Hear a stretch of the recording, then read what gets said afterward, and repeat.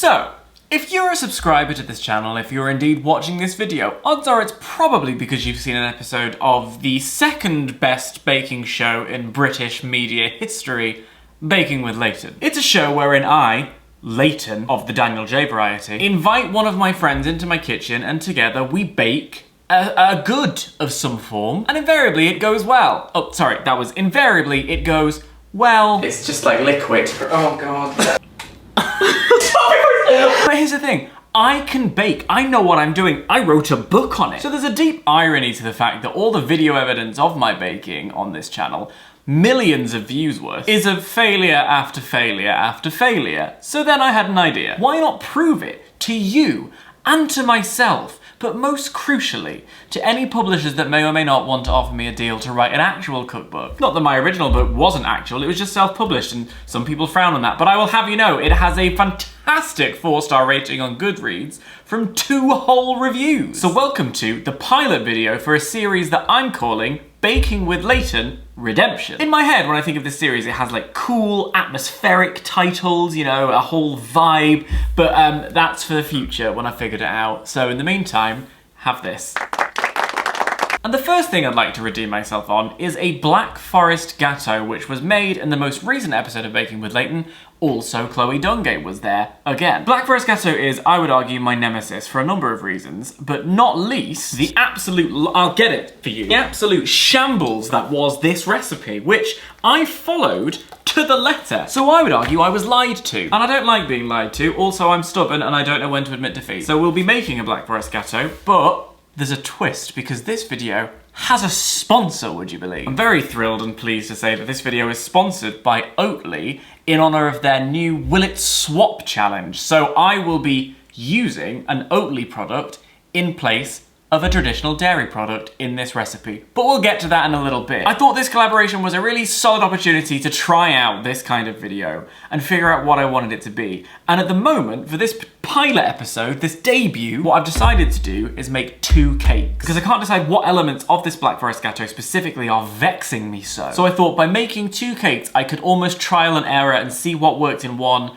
and didn't work in another, and ultimately create the recipe for what I think is a perfect Black Forest Gateau. Will it work? If 10 years of this YouTube channel have proved anything, probably not. But if 10 years of this YouTube channel have proved anything, I will ballywell try. So I'm making 2 different styles of cake, one of which is a whisked sponge. For the whisked sponge, I'm taking 6 eggs and 150 grams of caster sugar and whisking them together for about 4 or 5 minutes until they've basically quadrupled in size. It's a thrilling opportunity to use my speg mixer at full speed, and it is just the most delightful thing to look at. Then I've got 100 grams of self-raising flour and 50 grams of cocoa powder, which I've sifted together, and I'm gonna fold those into the egg mixture.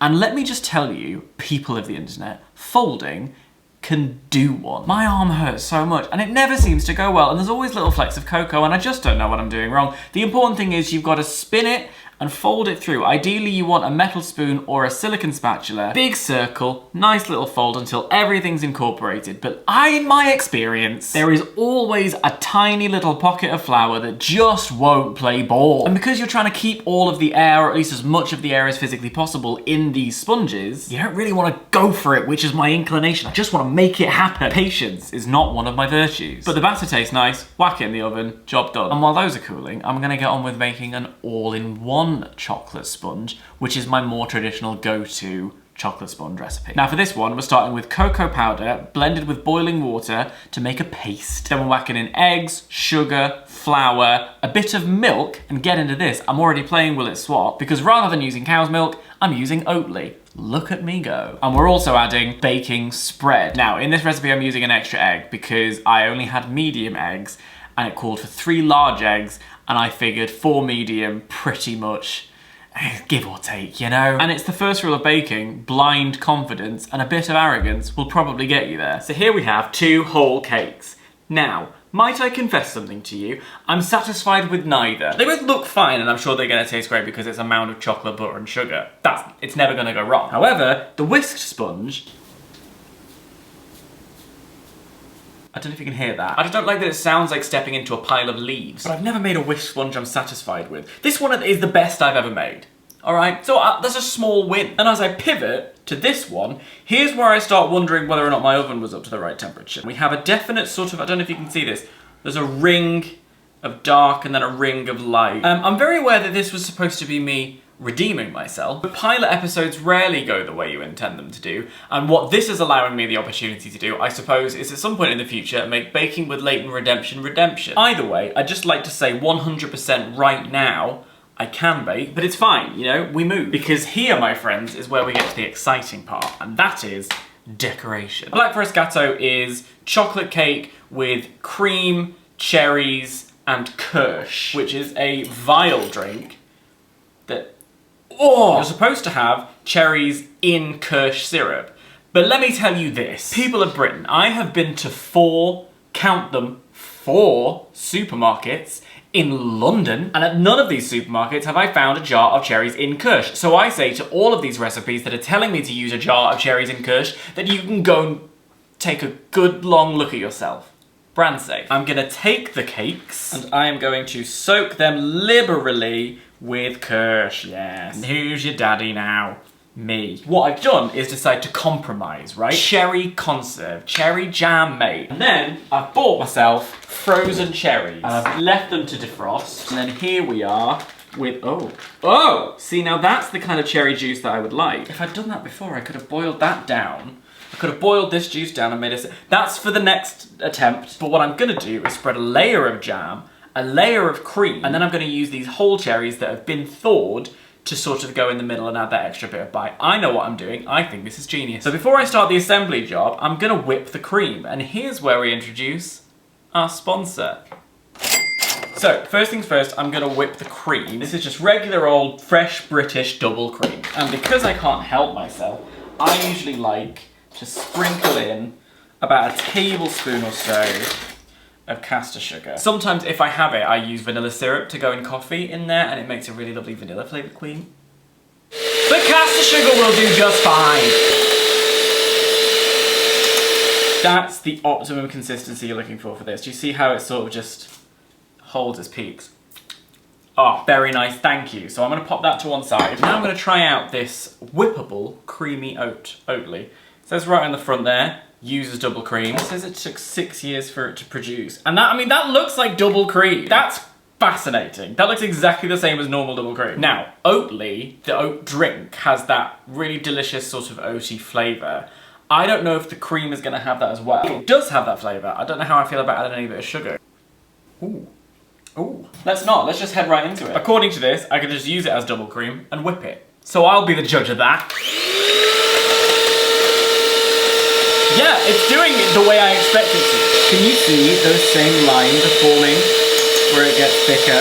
It's just behaving in exactly the same way. I'm happy with that. Look, again, we've got the nice little peaks. Okay. And if you look at them, they're not dissimilar. I mean, I think I may well actually have overdone this. I always do it just a little bit too hard. This is the dairy cream and this is the Oatly. This is the one that looks sort of more like the way I would like it to look. But they both taste really nice. But will it swap proper, official swag? We'll find out at the end of the video when I fully assemble the cake and do a little taste test. In the meantime, if you want to check out all the various Oatly products that are available in your local supermarket, I highly encourage you to do that. And if you're so inclined, you can check out the full Will It Swap playlist by clicking the link in the description below, wherein people take their classic recipes and swap out traditional dairy ingredients for Oatly and see whether or not they work. I'm feeling quietly confident with these cakes, so let's get on with the assembly. And then I can stuff my face. The Oatly goes with the whisk sponge and this goes with the all-in-one. And I've had another idea. On the bottom layer of each of these cakes, I'm gonna take some of this cherry juice. How nice is that? That's an experiment. We're gonna see how that works. Do we go with a layer of jam or the layer of cream? I'm gonna go with a layer of jam. See, there are nice big chunks of cherries in that anyway. So that's that.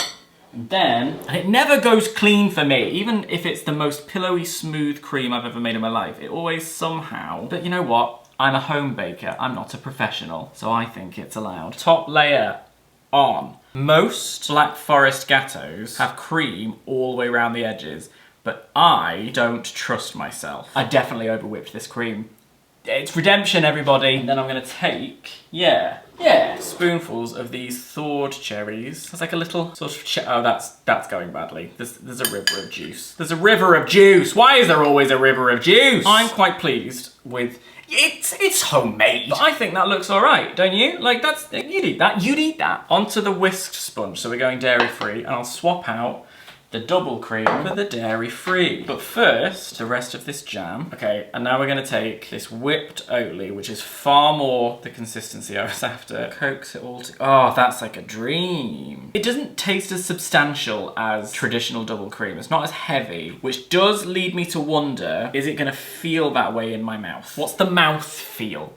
Why do people say mouth feel? You know, but like, yeah, I'm quite pleased with that. Does the job. I will say, if you were looking to decorate the entire outside of the cake, you would probably need to whip this more. I do think that looks quite pillowy and nice. I am quite pleased with myself, and I hope that my neighbours will like me. I think these look pretty damn good, you know? If you can look past the fact that I have 100% fundamentally over-whipped that double cream, then what you've got are two pretty nice cakes. Right then, time for a little taste test. I've got my 2 slices. You would want to eat both of these, wouldn't you? I'm gonna begin with this one, which has the traditional dairy cream with the all-in-one sponge, if you'll remember, moments ago in the video. Let's see then. Yeah, that's eating quite nicely. Got that nice bit of kirsch coming through. To be honest with you, I probably could have done some more. And I must say, I don't know how effectively I've jammed that jam. There's a nice subtle cherry flavour, but there could be more. It's definitely there, but I want more jam. Maybe I've just cut a slice that's a bit less on the jam. I know. Here we go. This corner's got loads of jam. Let's have a look at you. Yeah, that's what I'm talking about. Oh! That's not what I'm talking about! I mean, it's all lovely. Everything else is fine. The flavours are very tasty. I would eat that cake. I would be happy for people to eat that cake. Let's have a look at you. I still think you don't have too much cherry, so maybe I'm gonna cut a different slice. But that little corner has a nice chunk of cherry jam, so I'm gonna take it. On you get. Look, there's no one else here. I live alone. Hunk of cherry, proper bit of jam. This is the Oatly cream with a whisked sponge. So, let's get a full forkful of all the layers. Okay, the whisked sponge is not as much of a vibe. It's just not holding everything. The texture's not as nice. Maybe it's because I didn't make it properly. Maybe I didn't make it well enough, but it's just not quite there. However, this whipped Oatly is quite tasty. It's a very different experience to your normal traditional cream. Obviously that makes sense. It's considerably lighter. It has a more mellow taste. It's not very sickly. Sometimes cream can be a little bit like, you know you've had too much cream, do you know what I mean? Whereas I think this is a lot more gentle. The word I want to use is gentle. But it's definitely nice. I don't know if I would want to use it in this kind of context again. I think what I would be more inclined to do is if I'm making some form of like vegan mousse or a pudding, like a dessert, like a pudding kind of thing, I'd put the Oatly on top of it because this cream, I don't know if you can see it, but the cream is so soft, like that fork is just going right through it, that the softness of the cream isn't going too well with this cake. That might be the cake's fault though, so I've got another plan. Once again, don't judge me, I live alone. Let's try it with the all-in-one sponge. Instantly nicer. What I'm saying is, this sponge can go fuck itself. The question was, will the Oatly cream... Well, there were 2 questions. The first question was, can Dan make the perfect Black Forest Gateau? The answer is no. Who among us is surprised? The second question was, will the Oatly, the whippable Oatly, swap for this double cream? And I think the answer is, yeah. In a certain context, grand. And I would like to do a lot of experimentation with it. It'd probably go really nice in like a cream puff. This is the thing I like about baking. Thanks for joining me on this bit of experimentation. Thanks again to Oatly for sponsoring the video and giving me the opportunity to have a little play around in my kitchen. Always a good time. Don't forget you can check out the playlist for the Will It Swap challenge. There's a card somewhere. I'm old. And thanks for joining me on not just the experimentation with the food, but the experimentation on this kind of video. If you like it, let me know.